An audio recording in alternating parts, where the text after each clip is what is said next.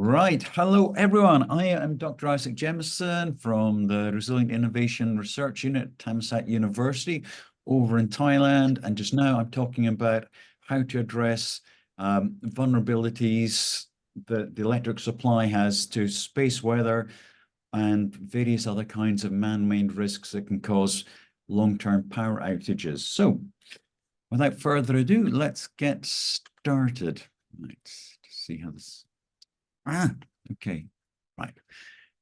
Okay, so first of all, the areas I'm looking into just now, I'm looking into space weather events, which can affect power supply and also communications, a thing that quite a few people aren't aware of it. Man-made electromagnetic pulse events, which can cause lots of the same kinds of disruption as severe space weather, and also other possible causes of electricity blackouts and protective measures that we can take. So on we go. First of all, background into space weather. So a lot of this is caused by the activity of our sun. And that can vary over the actual cycle of the sun itself and period of the year. And the degree to which the area that people can be located in and can be affected by this is influenced by a variety of factors. And one of those is just what direction you're facing at the particular time of day. So whether you're in line with the sun's radiation, also where you're located geographically. So whether you're near the equator, whether you're further up or further down towards one of the poles, all these kinds of things can have knock-on effects, and also the kind of ground that you're situated in. So let's get into it a bit further. Oh, sorry. Okay, so we have the sun going through various cycles. So it's like us breathing in and out. The sun does similar kinds of things. So it has periods when it's quiet, which are known as solar minimum, and periods where it is far more active, which are known as solar maximum. So this goes on over typically around about an 11-year cycle. So you can see in the image on your on the left of the screen where you have a solar minimum, where the surface of the sun isn't that busy, and then you can see on the illustration in the center there where the solar maximum is, where you've got lots of activity from the sun, and you can have bursts of energy coming from the sun more often at those kinds of periods. And just now we're coming up to our solar maximum, which is going to be either mid this year or any other period up till the end of 2025. So years and years back, pre-electronics, this didn't really cause any kind of worry to us. But now that we've become far more sophisticated with our use of electricity and microcircuits, etc., the risks increase. So let's have a look. So let's have a look at the effects on technology. So as I said, we've got increased solar activity as we near the solar maximum, and the technology that we have, as well as satellites, astronauts up in space, people in planes, etc., all can be impacted by the radiation we can receive from this. So over a decade ago, the Royal Academy of Engineers in the UK were recognizing the effects that such kinds of impacts could have on us. And they were recommending that if you're having anything built with a design lifetime of over 8.25 years, you should really be starting to take into account the effects that space weather could have on it. With regards to how buildings, etc., are being designed as a safety measure. But this is something that hasn't generally been taken into account. So it's like in the UK, the last time I was checking, you have the members of the public who are taken on board for general warnings and helping to deal with problems like floods, etc. They're aware of such kinds of things, but the people who are actually involved in designing buildings, they hadn't been taken on board with regards of the kinds of security measures they could be taking on board. So we'll be covering some of those tonight or today, depending what time zone you're watching this in. Okay, so this illustration, it's one I redrew from an image that the US Department of Homeland Security came up with. I can't remember which year, it could have been around about 2010, 2011. And this was showing how various systems could be impacted if we had geomagnetic storms that could knock out the electrics for any period of time. So you can see there's quite a lot of interactions with that. So basically, there's lots of things that you wouldn't perhaps normally think of being directly dependent on electricity that can be affected. So like going and getting fuel from a gas station. The pumps work on electricity. So if you don't have the electricity coming through, you can't get the fuel pumped. If you're wanting to have water coming to your home as well, so for drinking purposes, for flushing toilets, etc., if you don't have the water pumps being able to operate, you can be on real problems there. Banking and finance, you have the same kind of thing. Lots of us have gone over to contactless payments. Also, very few of us carry that much in the way of cash or have that much in the way of cash as a safety measure back home. So if the electronic systems are down for you making your payments, it's really difficult to carry out transactions. Also shops, it's also very difficult for them to go and log the transactions and who's making payments. Government services can go down, emergency services can be compromised.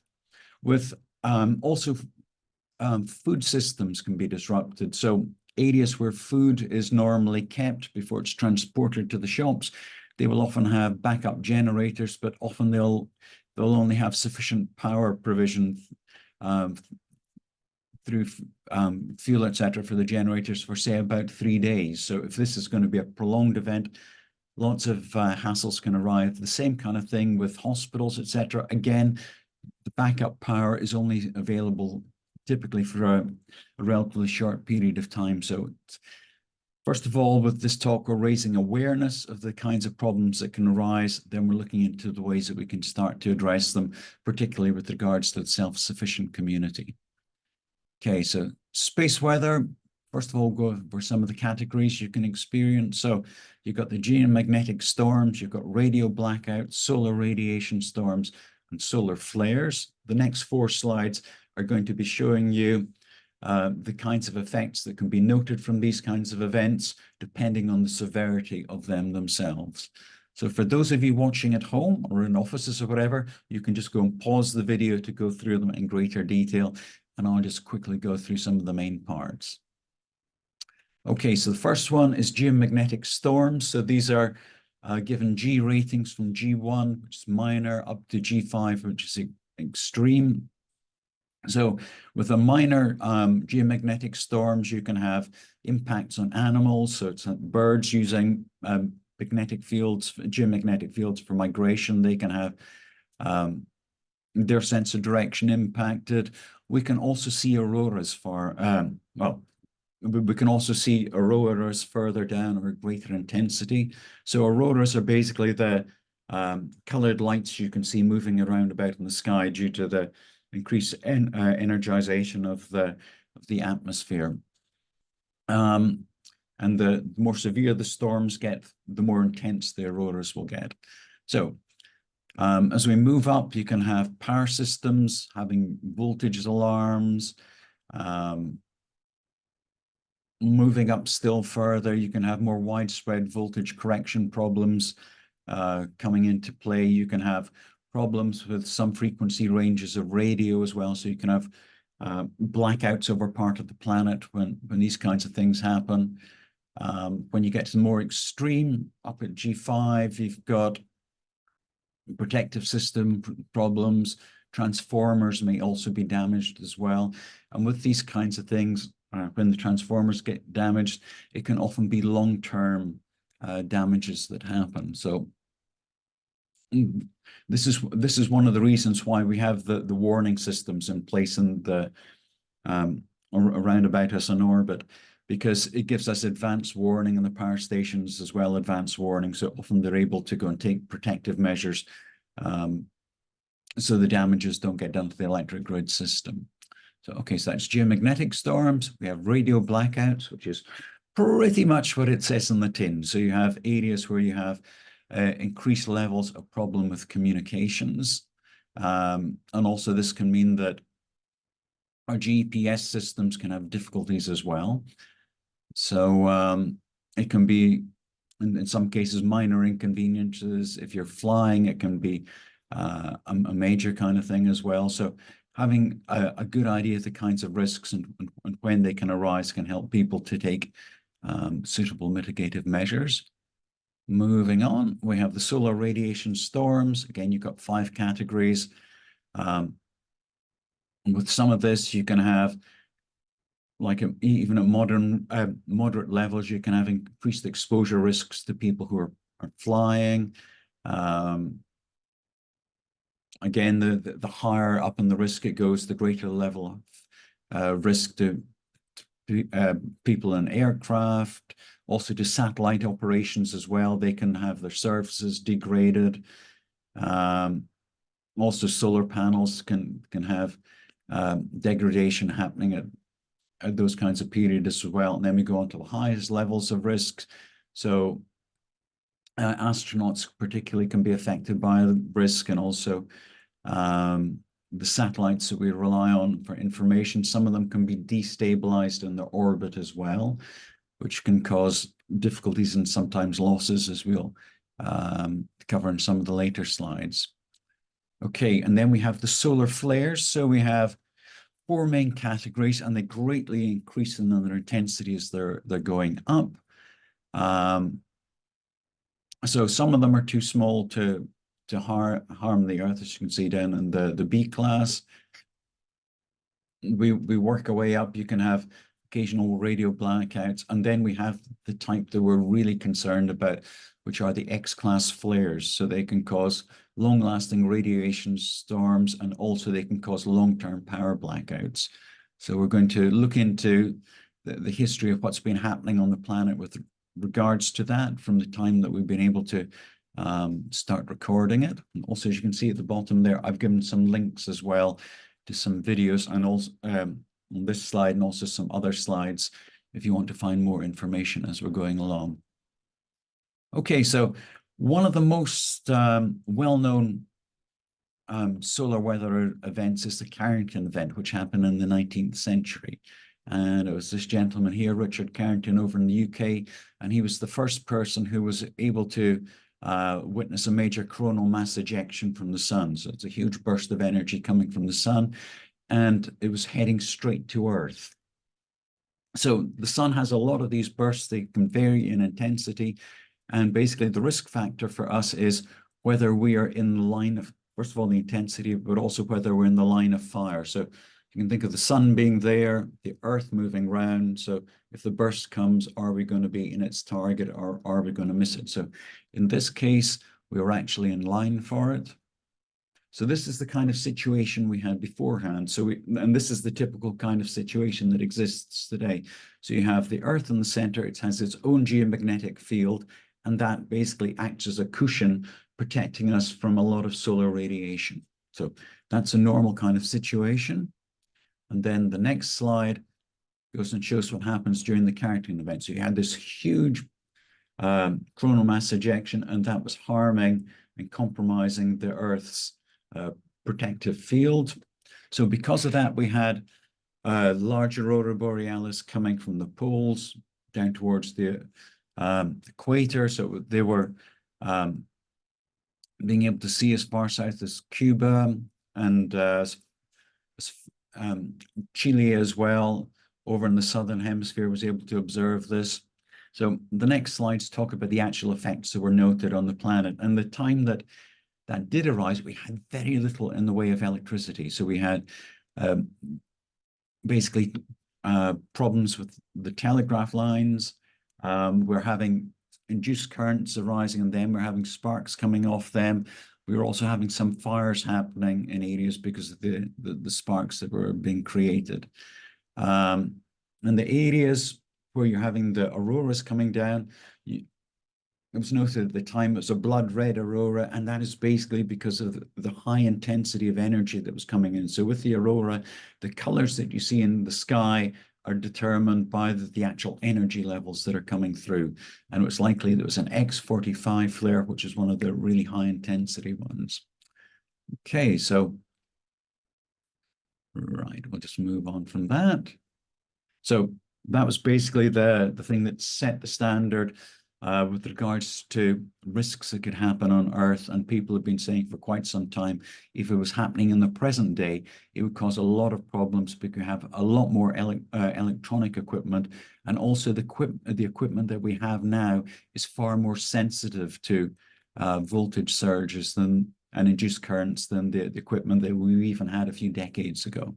So looking through some of the other space weather events we've had. 1909, we had another one where we had interference in the communications systems that were used at the time, which are basically telegraph systems, and you're having very pronounced aurora being seen in the nighttime skies. Incidentally, the light from the aurora at the Carrington event time was so bright you were able to basically read newspapers outside, and people thought it was daylight. So, okay, on we go. So you had that. We had the 2021 New York Railroad storm. You're having strain voltage exceeding 1,000 volts. Fuses were being blown. You're having some fires arising. This effects were also being noted in other parts of the world. Okay, and then we go more up towards modern day, another extreme geomagnetic storm. And this one was actually causing a nuclear alert because the US thought it could have actually been a nuclear bomb that had been detonated. So they were going and scrambling their planes in response to that.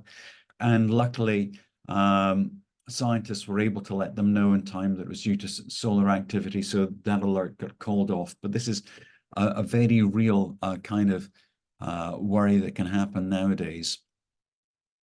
Okay, 1972, you're having similar kinds of X-class flares coming across, not quite as strong, but you're having telecommunications breakdown and grid disturbances over in North America.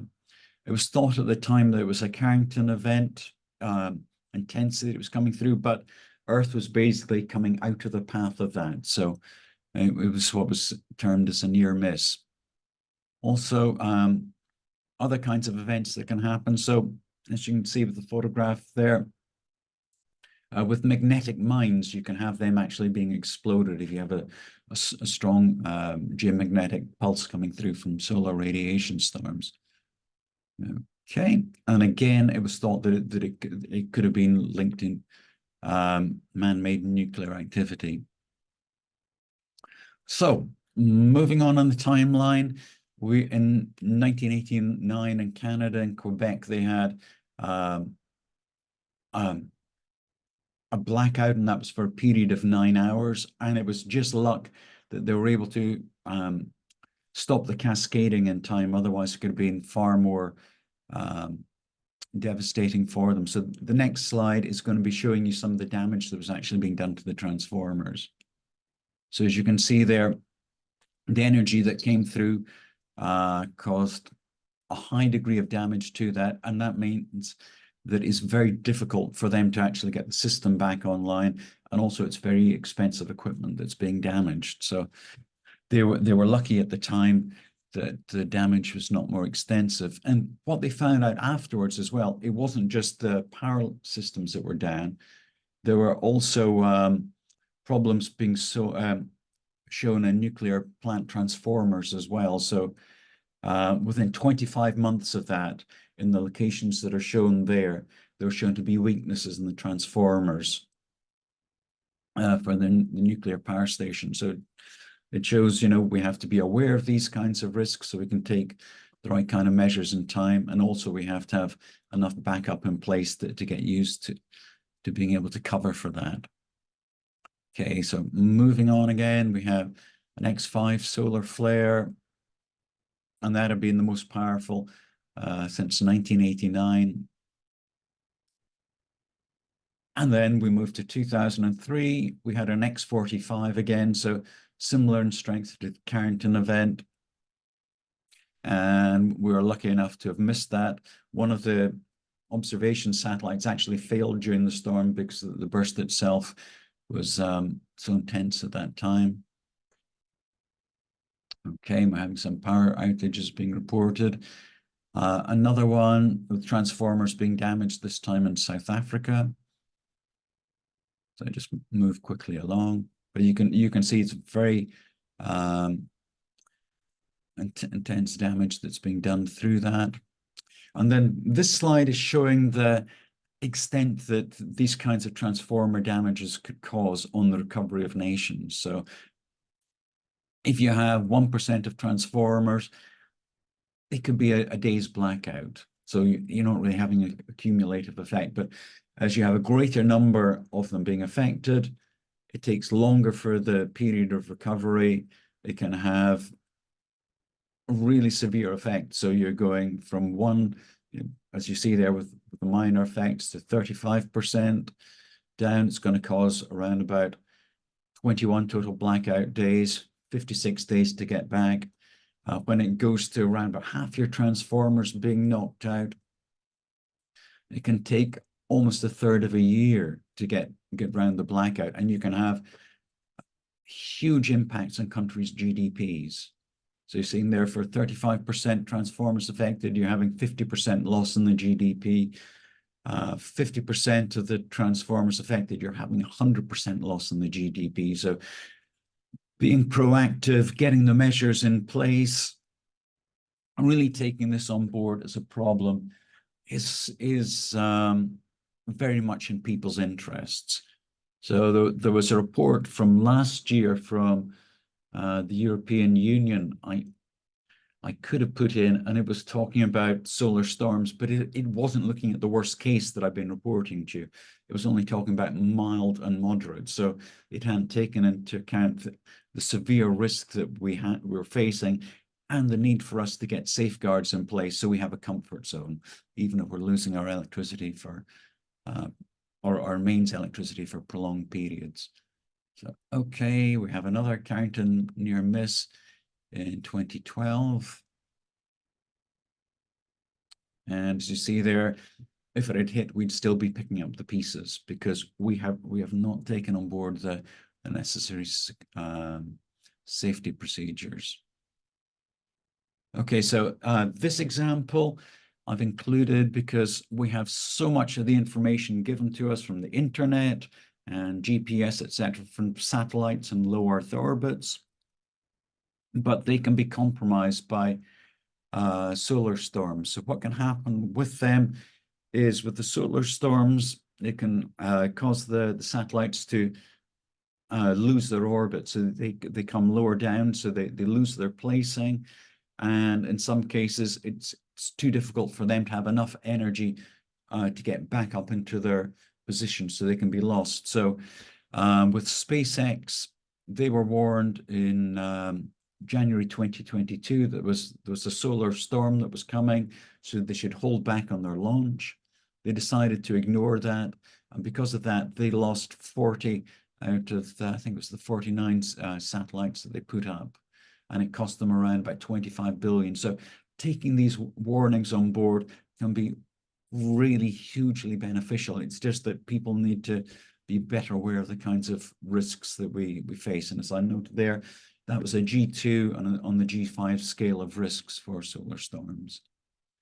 Okay, so taking it on again, yet another Carrington-like event was reported on March 2023.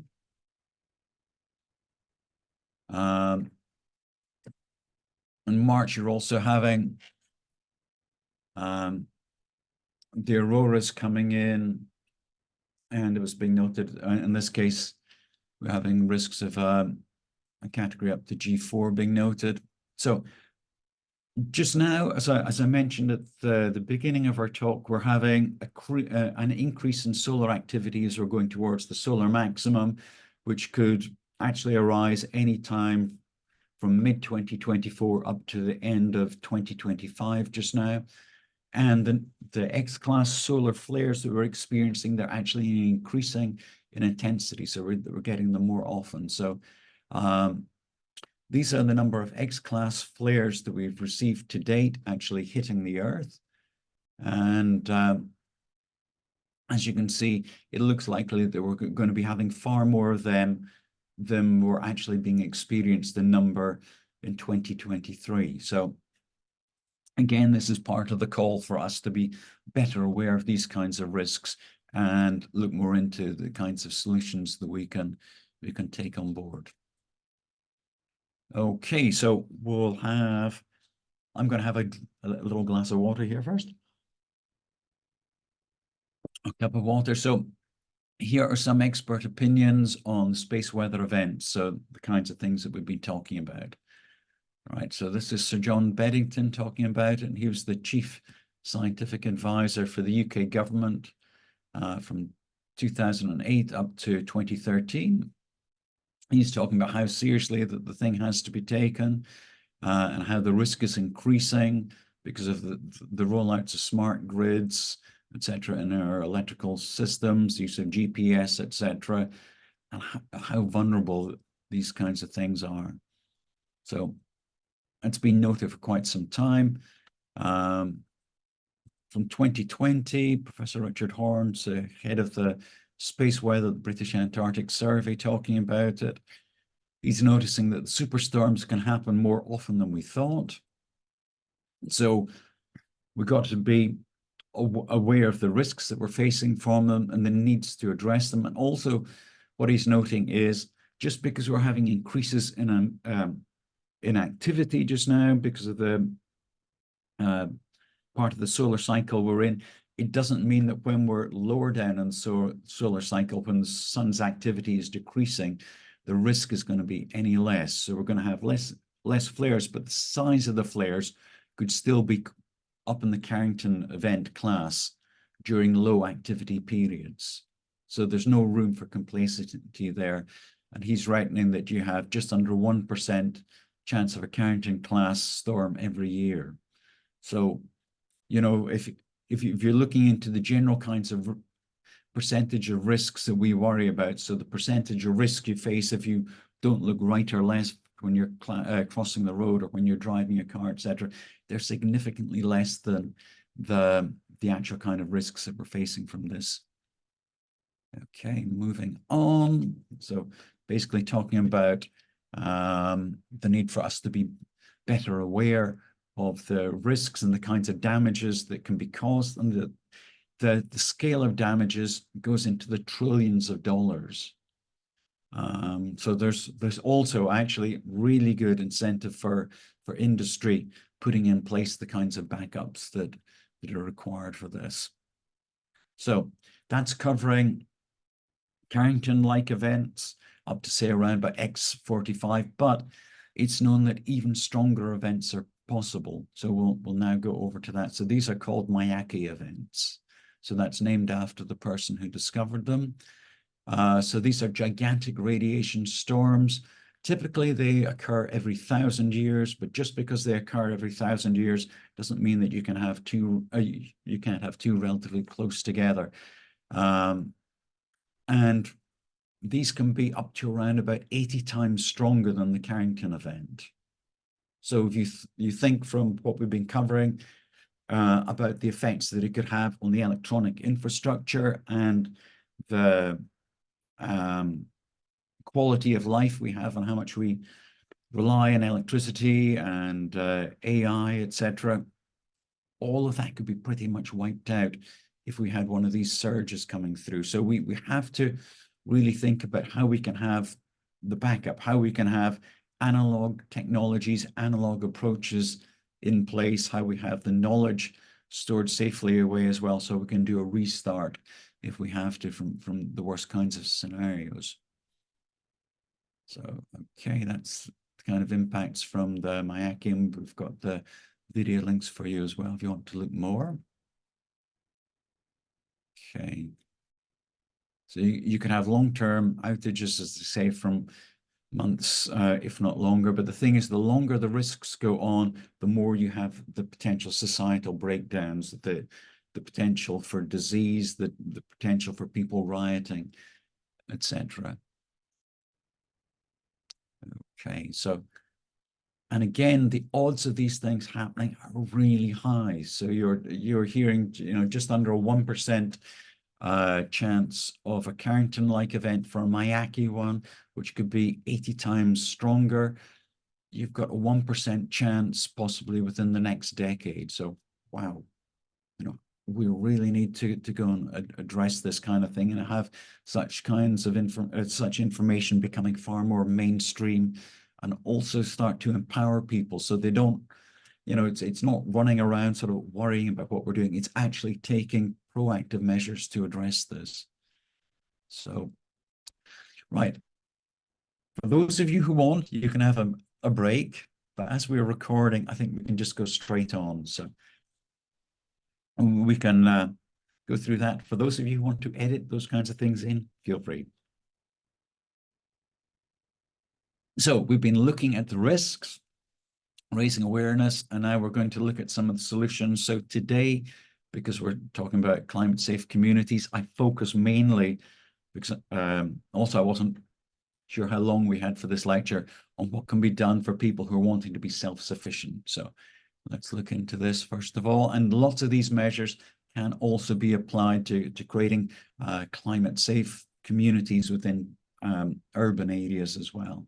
But for the moment, we're focusing more on rural areas. So, okay. Oh, sorry, forgot. We also have the man-made EMP effect, and threats to take on board, and the other cases and causes of potential blackouts that we could experience before we go on to the solution. So, okay, man-made EMP threats. We can have basically nuclear bombs being dropped at high level, and those can cause an electromagnetic pulse, which can wipe out electronics and grids over a large area. So these are the kinds of things that you can have some foreign powers being able to do. You can also have terrorists and criminals being able to get hold of the technologies for these kinds of things. And it is seen as a high-level risk. So again, we've got a video you can watch on that. And it's things that are being taken on board as a high-level risk in the US, over in the UK, and other countries as well. Okay. So it's giving you a kind of overlook at the kind of situation that would arise. Okay, so if you remember the worries that were happening in the US back in 23, when you had the Chinese weather balloon coming across, one of the worries that they may have had for that was that being a dry run for a nuclear EMP attack. So basically, instead of you having missiles coming across where it could be relatively easy to go and track, you could have the balloons coming across, which are far more difficult to detect, coming across and dropping them on the countries. So they were seen as a potential delivery platform. You've got other kinds of ways that this can be undertaken, where it is very difficult to actually determine who the perpetrator is. And the less people are actually looking at taking safety measures for the grid, the more these kinds of actions could be seen as being potentially desirable. So again, taking the right kinds of safety measures can reduce the risks we have from that, and also, of course, from the solar flares. So this is showing the size of areas that could be affected. So if you go and look at the original document, you'll find it's in miles. Sorry, me being over in an area where metric has been used, I've gone for the metric equivalents, but this is showing for the USA, basically the catchment areas and the size of areas that would be affected for that. And as noted by Peter Vincent Prime back in 2011, with the level of preparedness there was at the time, within 12 months, you could be losing 2/3 of the population because the proactive measures hadn't been taken, and you'd be having starvation, you'd be having disease, you'd be having societal collapse. But we can design the communities, we can design the safety measures to reduce the level of hazard that's existing, and also any levels of disruption that would occur. So people could be getting on with their lives, not with the same level of convenience, but we could help to keep things in rein. Okay, so you also have source region electromagnetic pulse devices that can be used, and they have kind of like a 30-kilometer, so that's almost 19-mile area that they'd be able to have an effect on. So the next slide shows the kinds of extent that those kind of devices could cause, so the levels of disruption. Okay, so you've got potential permanent failure, then you're having disruption over the power lines and power surges that can be caused by that. Unprotected electronics can also be damaged as well as you're going further out. So there are lots of measures that can be taken to even reduce relatively low levels of risk and distance. Even having power surge extension cables at home for your electronics can be one of the measures that can be taken on board for the areas that are further out from the actual ground zero for these kinds of things. So you've got that, and you also have non-nuclear fields that can be emitted by portable radio transmitters, and they can be contained in vans. So, you know, and this is more the kind of thing that terrorists might be wanting to do, or criminals who are wanting to play the stock market or have some other kind of thing. So unfortunately, you know, there are ways for people to get hold of the information to get these kinds of things on board, but I'm not going to be talking about it. But I just want the people who are interested to be aware that these kinds of things can happen on a variety of scales. Okay. So looking into the kinds of things. So this is from high altitude electromagnetic pulse. We're looking at the kinds of damage that can be taken. So we went right through the different types that could happen. These are the kinds of things that can be impacted. So you've got your unprotected parts of the grid being upset and damaged. You're having satellite terminal supports being damaged, satellites in space possibly having degradation in their systems, radio and TV stations, mobile phones, so your communications. You can also have your computer and Ethernet interfaces being damaged as well. So lots of things to go and look at with regards to potentially putting in protective measures and having at least parts of areas and parts of individual buildings and homes being protected. So I had the illustration beforehand showing you how I have different kinds of sectors being affected. With regards to urban activities, you also have a variety of things that can be disrupted. So distribution of drinkable water can be disrupted. So if you have a tank at home that's storing water, you know, it's you can have water available for a longer period of time. You've got disruption to drinking water that can affect cooking. With the electricity being out, you can have your food refrigeration being compromised, so you may not be able to keep food for that long a period of time. Fuel supplies can be disrupted, so being able to get from A to B with your vehicles can be disrupted. Cooling and heating is another major thing. So if these things happened during a winter period or took place during summertime or when you had a heat wave, it could be particularly harmful for people. You're not going to be able to have your normal kinds of lighting. So, you know, having candles in place, having wind-up lights, etc. in place, all these kinds of things can be taken on board as secondary measures. You're going to have your internet and telecommunications being down. Sewage disposal is a big problem to deal with, but again, there are low-tech measures that you can take to get around that thing. So it's like you can, if you have bin liners, you can line your toilets with the bin liners. You can use them. You can separate the urine from the feces as well for disposal to make it easier. You can bin up your waste. So there are ways you can get around it, but obviously the longer these kinds of things are going on, the more difficult it is to actually deal with them and keep the sanitation good. You have the banking, obviously, emergency services, medical treatments that can be compromised as well. So those are the impacts of the EMP. So now we look at the kinds of protection levels you can have. So you've got 4 basic protection levels. But we will start with 0 protection levels. So that's where you don't take any kinds of protective measures. You're just hoping that you'll never have any of these kinds of events happening. Then we go through from 1 through to 4, with 4s being the one where you have really minimal disruption being caused. So we go for low-cost measures being taken. We have relatively long periods of outages. Level 2, only a few hours outages. Level 3, only a few minutes. To level 4, only a few seconds. So let's go through these in a bit more detail.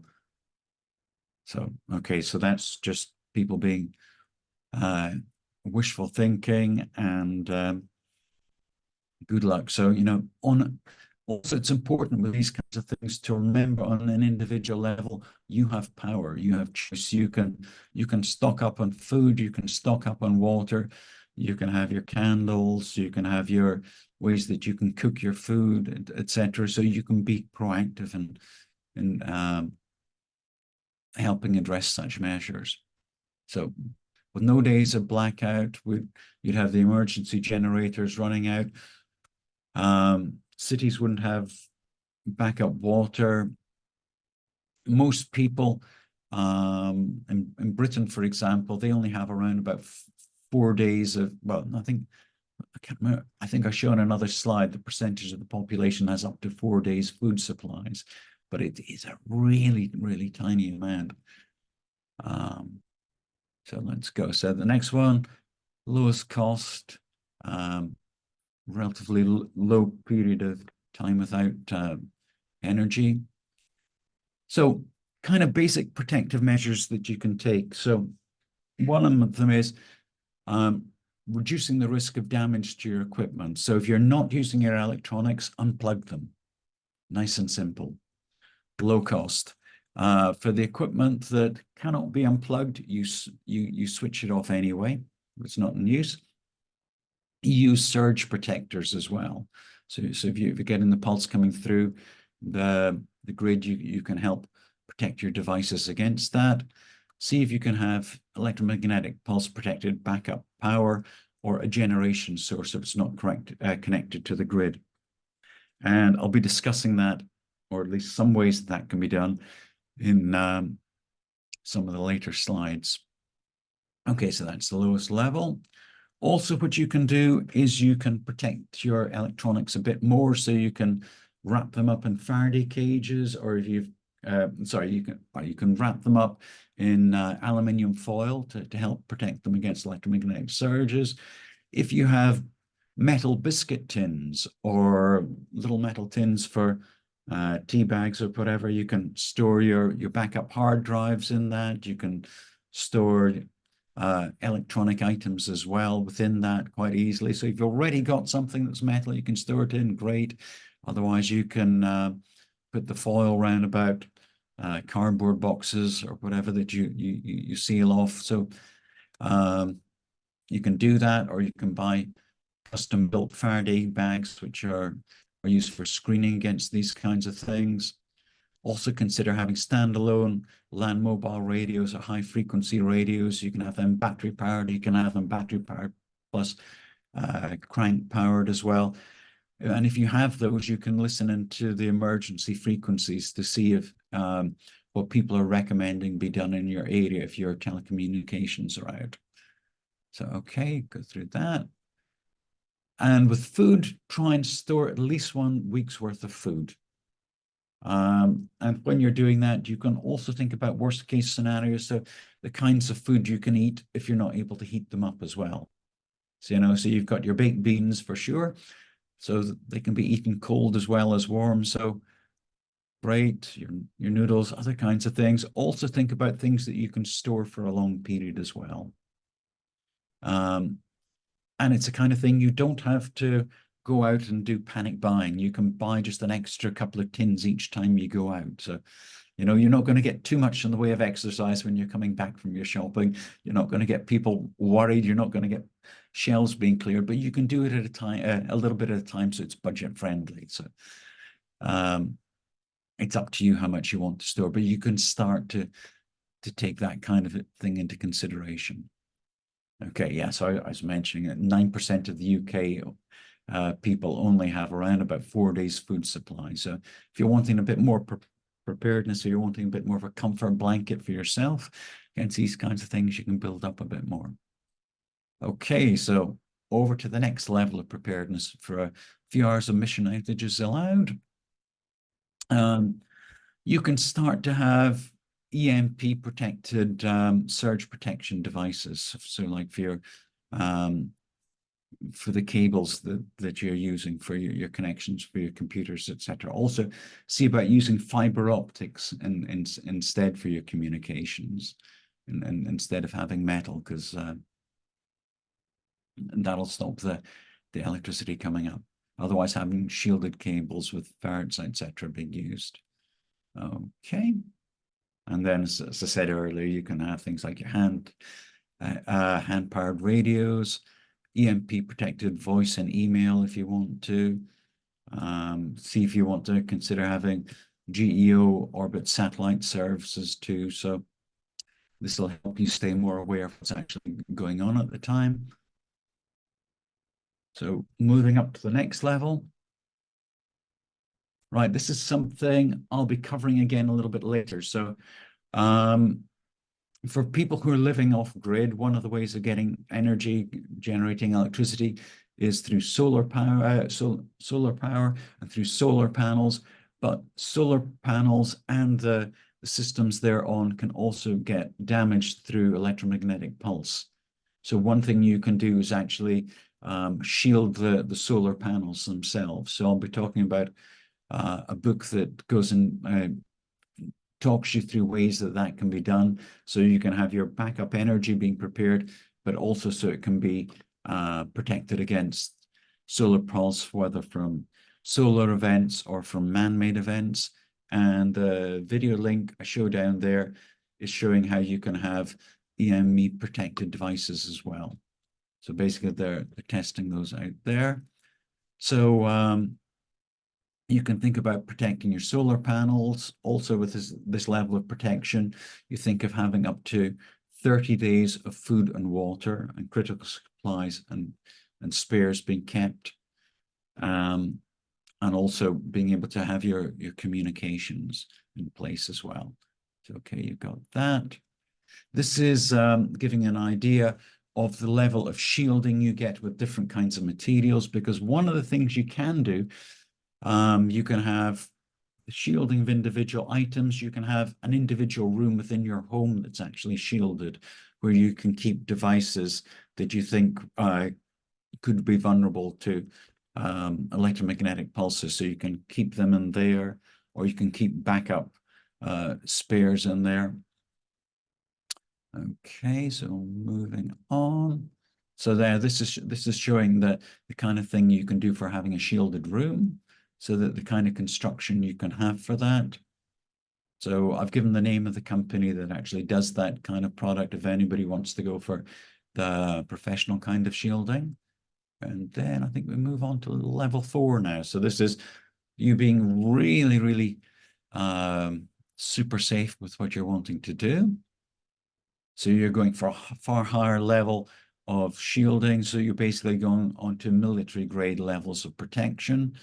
So far higher levels of shielding, and also you're thinking about having more areas within your buildings, or the buildings that you have within your communities being protected.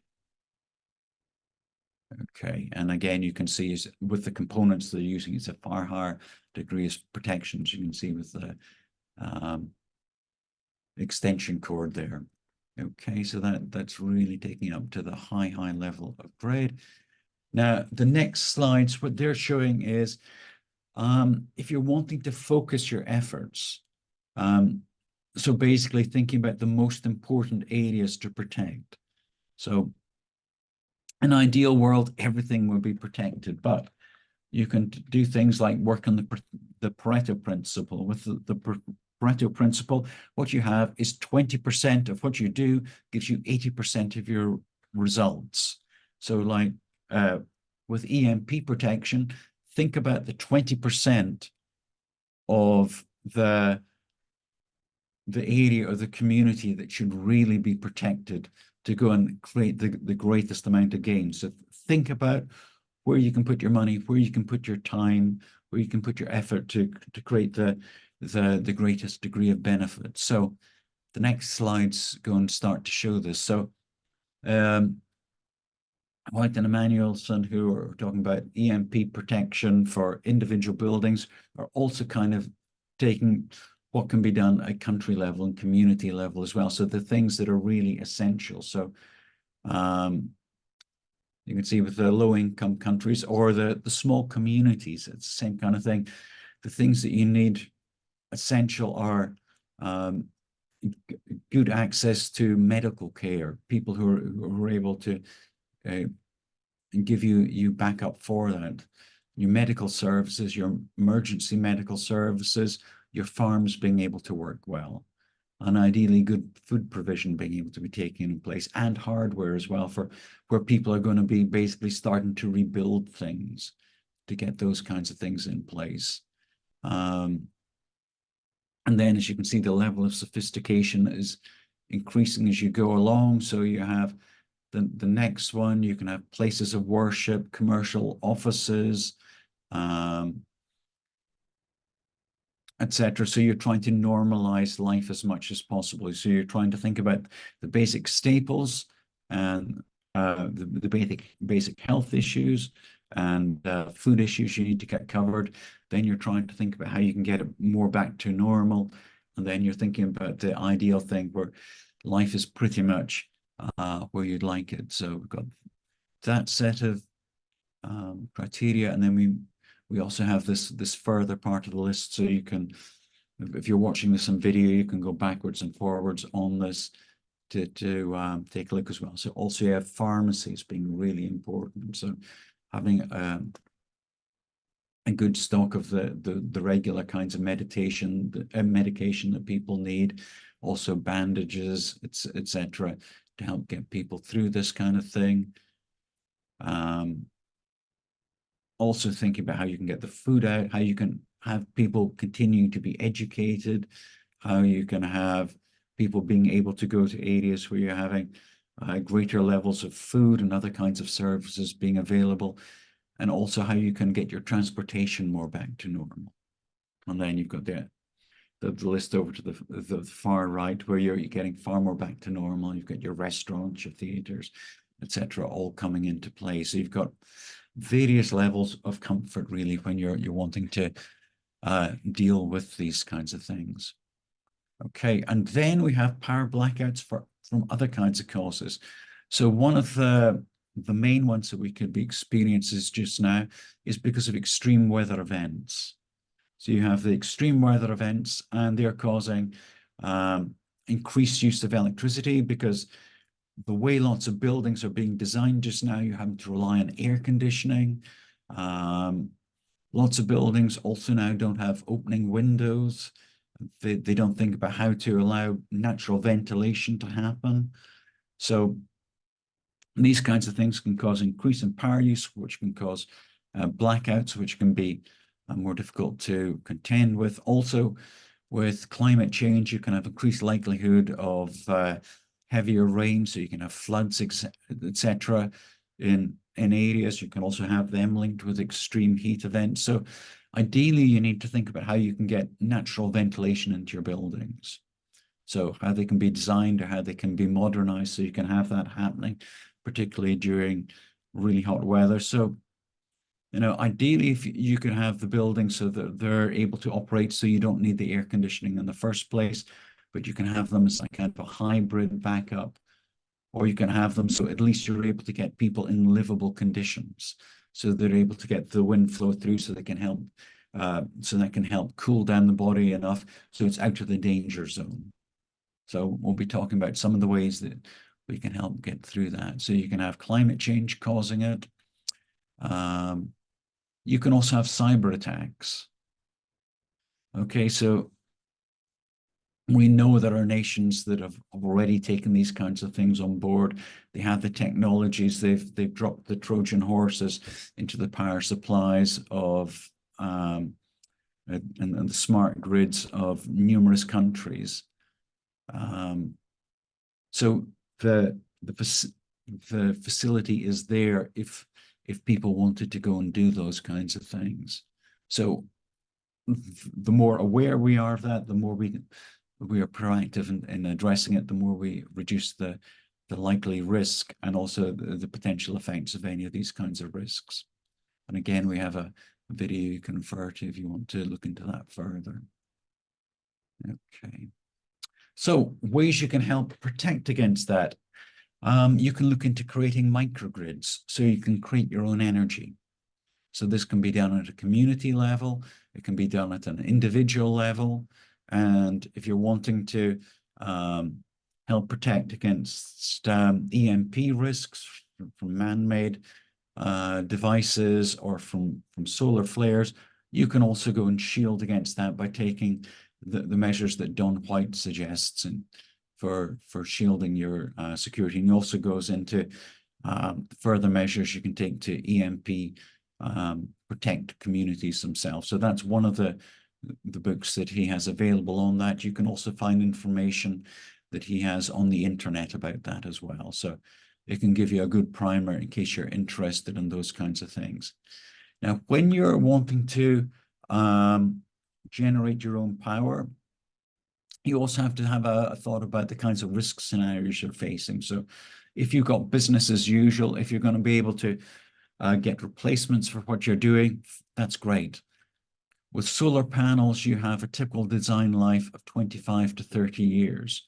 So if you had a really very severe event coming along that could have a big impact on society and it getting back, you may also want, getting back to normal, you may also want to think about alternative measures you can also take to have some kind of backup. So the good news is there are alternative things you can take on board as well. So today I'm looking more at farming without electricity, but a lot of these measures can be undertaken within cities themselves, and I'll maybe talk about some of them as we go along as well. Okay, so basically for many, many decades, well, actually hundreds of years, you've had people being able to go and grow their own food and exist without electricity. So there is the knowledge as to how you can go and do this. You can also bring in some high tech or relatively high tech ways around this. So if you're out in the countryside, you can also be without power or have difficulty in having mains power. So you can be looking into potential measures that you take. So one of them is looking into what you can do that doesn't require energy in the first place. So it's where having electricity is a bonus. So you can have your chickens and you can have them out and about during the day or in their runs, make sure they're safely locked up at night. If you can have light being provided, great, but if not, they're safely in place. You can also look into farming methods that don't require power or very little in the way of energy to be used in their provision. So one of these is the use of manual tools. So if you're using manual tools and if you're looking into how you can create intensive farming, it can greatly reduce your risk. So you can use fuel-powered tools as well. That's great, but you can also think about how you can have manual tools as well.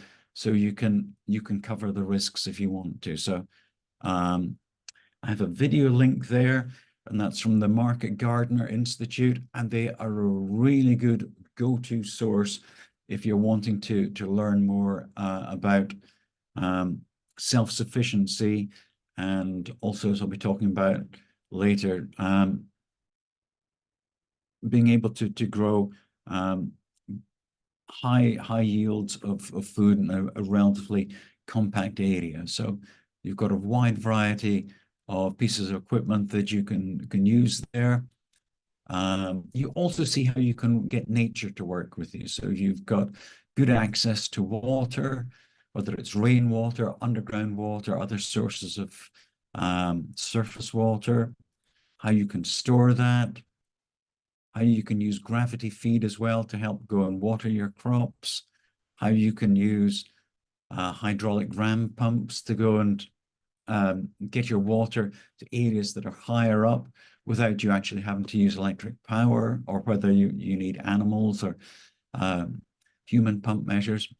There are lots of things that can be done. So the next slide, I think, is talking about, oh no, it's okay. So greenhouses and cold frames. So you can think how you can protect and grow your crops against the elements.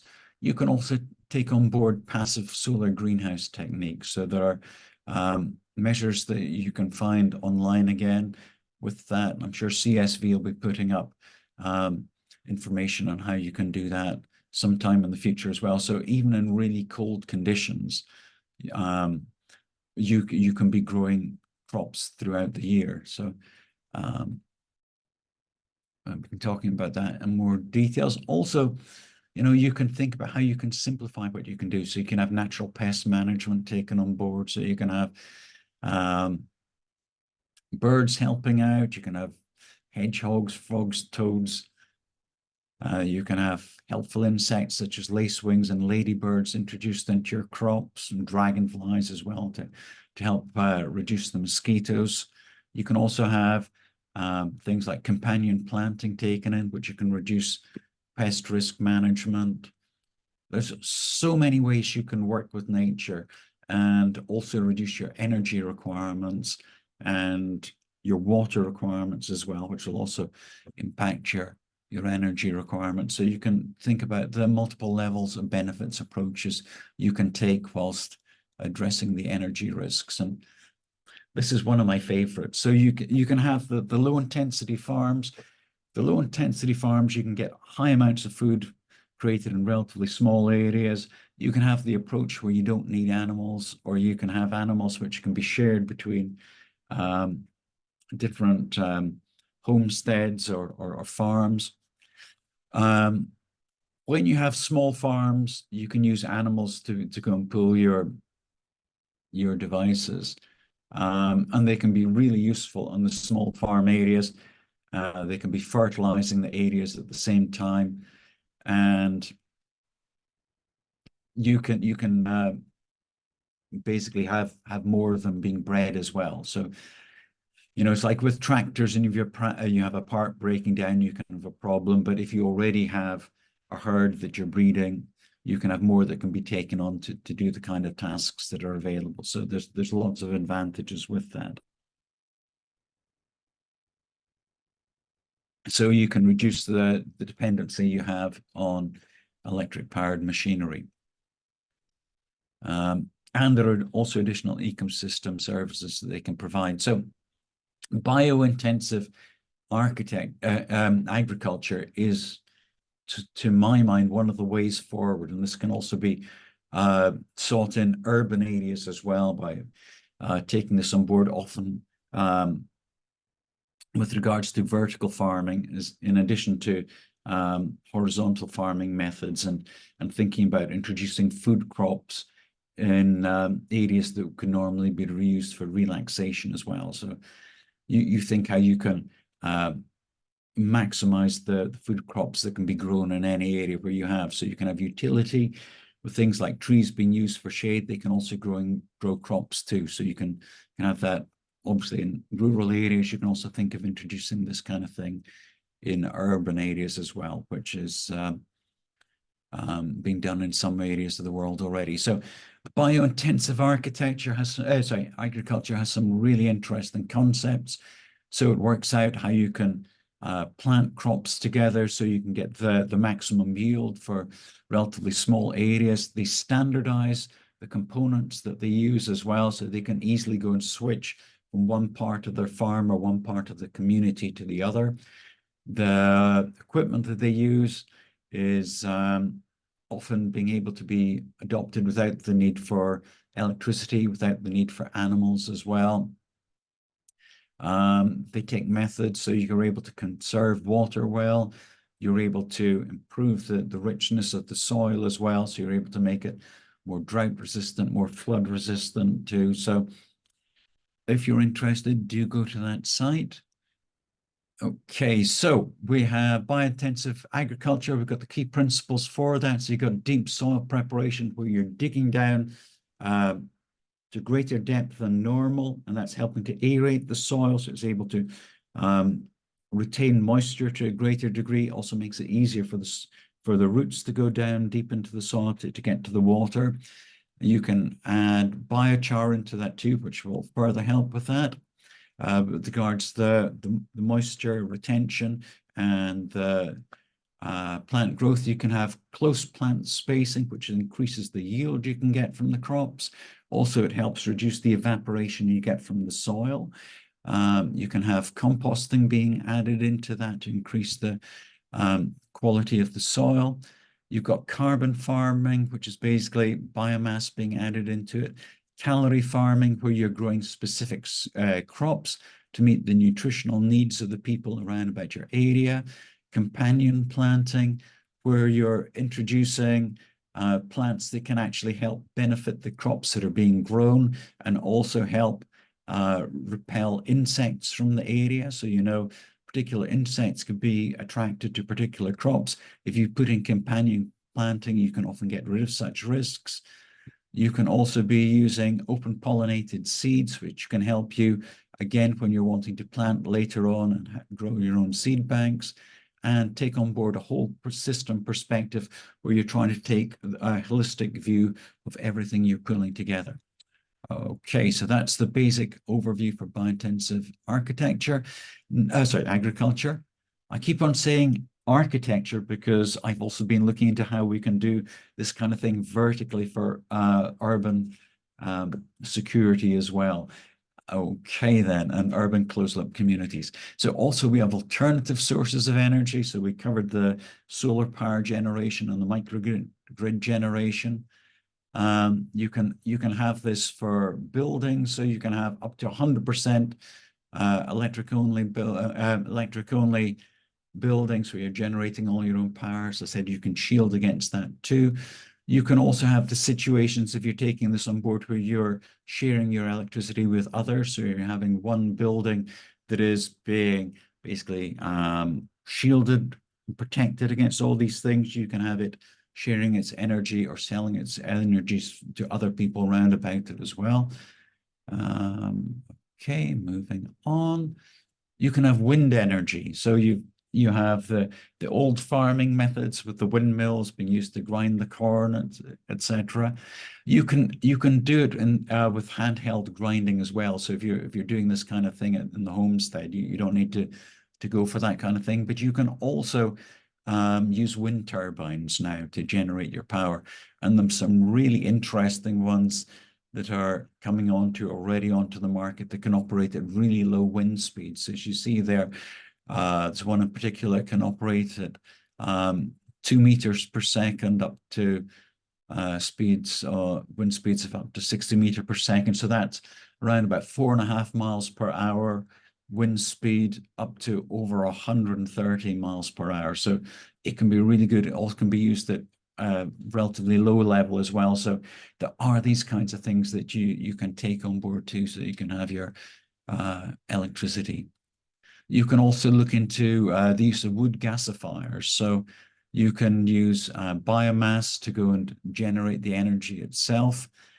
So I've given the link there to a couple of videos showing how these can be made. So these are actually made from components that you can easily get hold of instead of actually having to buy one in, so you can keep your costs down.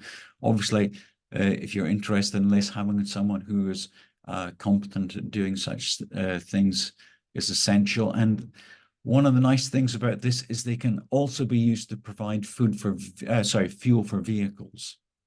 So this was used in the Depression.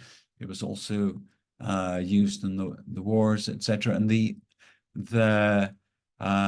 a FEMA guide available on that too, which is excellent. So I've given the link for that too, so you can, if you've already got tractors, or you've got the two-wheel tractor versions, etc., and you're needing fuel, or you've got your normal kinds of vehicle and you can't get hold of the standard kinds of fuel, you do have this as a kind of option for yourselves.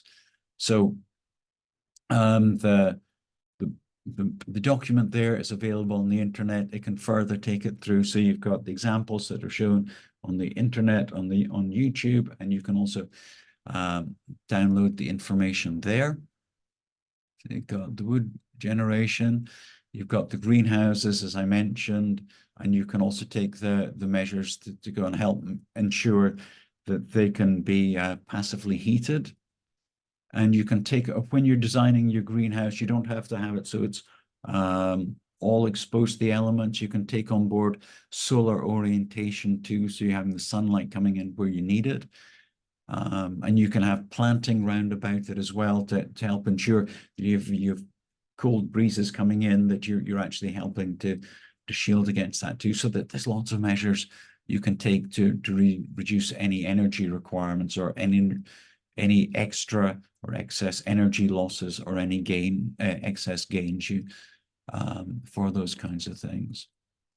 Okay, also you have to think about how to go and preserve your foods. So there's a variety of different methods you can do for that. You can also have alternative methods for keeping things cool. So actually down on the ground, I didn't cover that in the presentation slides just now, but there's ways you can preserve your fruit, ways you can preserve eggs, etc., ways you can tin. There's lots of really good old-fashioned methods. So you don't need to take these things on board, but so as a daily lifestyle measure, but having the components in place and the knowledge in place, so you can start to take these on board within a relatively short time frame, if you have to, is really useful. And also community cooperation. So one of the things is learning how you can put your power together, having the ways that you can help the water be spread, etc. Have your resources put into areas that are really needed. And also, if you're thinking of putting together your own communities, how you can share the requirements for activities. So how you can harvest the one at the same time, how you can share the tools that are needed, so you can reduce your financial outlay to something that's acceptable. So if you pool all your tools together, so people are able to use it on a realistic time frame, so you can think about how you can create the real win-win situations. Okay, and that is it.